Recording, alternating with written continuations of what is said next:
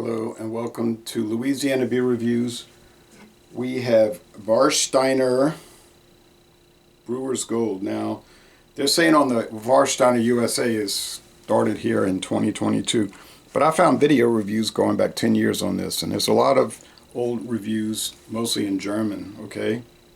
There's some English language reviews. So it's introduced in 2022 for the US market, but longer over there. It's a Keller beer, a land beer, unfiltered, kind of murky German lager. 5.2% alcohol for this market.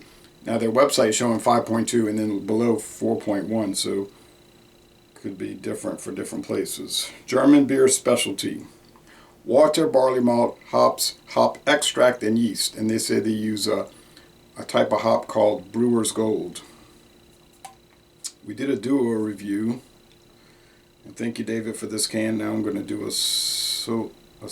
I have never seen this in singles or in its own 6-packs. He bought it in the variety pack, so it's got a good Best By date. So I would like to try it on its own. I've never been totally thrilled with Warsteiner beers. Their premium Verum, now they sell it as their premium Pilsner. It's pretty good. It has a few little off flavors. Their Dunkel is nicer, I think. And then sometimes you'll see the Oktoberfest, which I liked. I like to revisit that one. So they're showing a glass similar to this on the website. That's why I'm using this style glass. Same shape on the website, different logo. Theirs doesn't say LA31 by Utesh Brewing. But a thick beige head, really. And the appearance is tan and murky. The light can get through it, translucency, but it's opaque. You can't see through it. So, yeah, you see that tan appearance. So I'm going to watch that video. It said 10 years ago. I don't know the exact date. Uncle Jonah's beer reviews. I don't know if he still does reviews. All right, Aroma. Yeah, it's real heavy on barley malt. Heavy. And these are made to be like this. You could call it a dirty beer, sort of like a dirty martini. They're made to be dirty. Unfiltered, murky. So it's going to have limited appeal. Maybe that's why they don't sell it single. You know, and they put it in the variety pack.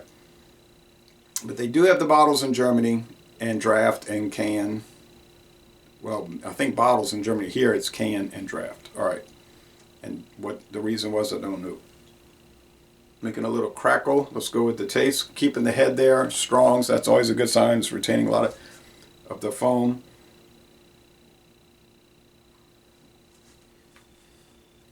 Oh, the scores. It's definitely a land beer.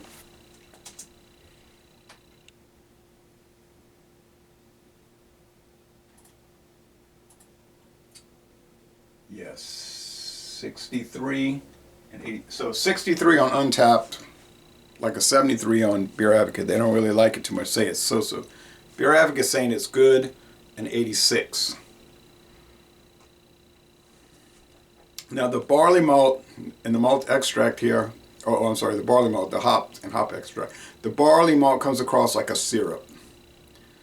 It's very glutinous. That's why some people can't drink barley beer because of the gluten. It makes them sick. They buy the gluten-free beer, which to me is nasty, but I'm being honest, I think it tastes bad. All right. Red Bridge from Anheuser-Busch, it's all right.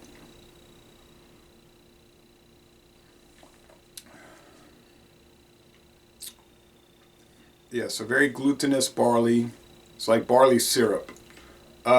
And there's a little barley burn to it. These all malt beers sometimes will have a barley burn, which U.S. adjunct beers, rice or corn adjunct, they won't have that burn.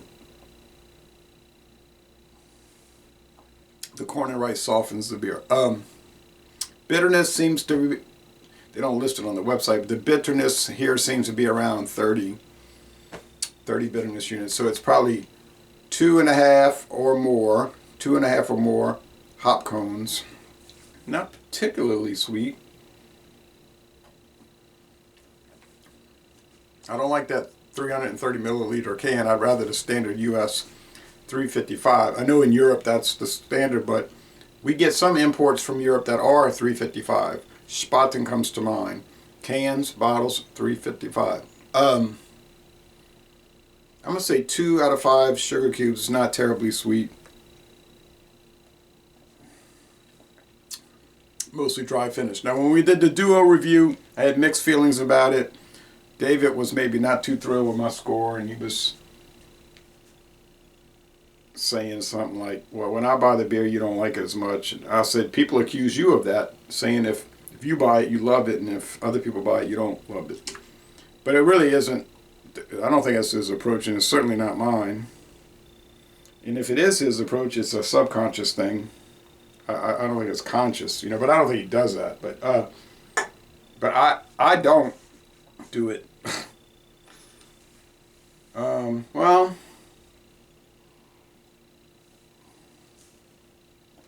I think they did nail the style, which, like I say, is a very limited appeal style. It's limited in its appeal to me. I'm not in love with the style, land beer, Keller beer, Zwickel beer, Zwickel beer. I mean, it's good. I'd rather drink a clean Pilsner. But I can't downgrade a beer because the style is not so much for me. My original assessment was generally positive, but now I'm going to go higher. It's harder when we do duos. It's fun, but it's hard because we're doing one beer, and then we're doing another one, then a third, and then usually a fourth.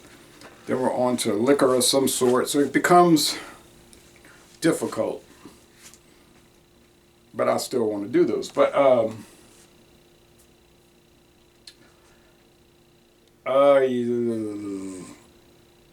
I think it's well executed, and I wish I could pin down the actual date of the product. They might have been making it off and on since the 1870s when they started before that. And you know, I mean, since that style's been around, they might have been doing 1753.